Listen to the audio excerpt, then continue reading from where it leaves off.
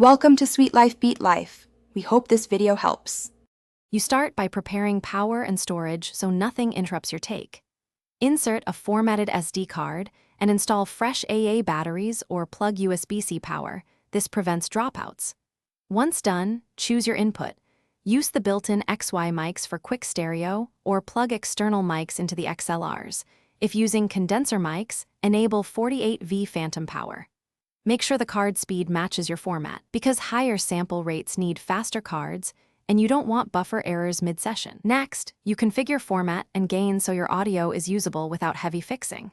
Choose sample rate and bit depth based on your project. 48K HC/24-bit is a reliable default.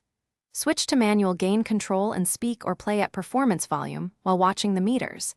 Aim peaks near -6 dB so you retain headroom. If sources are loud, engage the pad or set input trim to -10 dB. Finally, monitor through headphones to confirm the sound and make micro adjustments. Now you record and secure your session so you keep every usable take.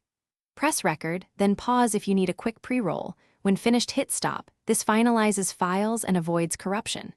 Use clear file names, add markers, or enable auto-split for long runs so editing is faster later.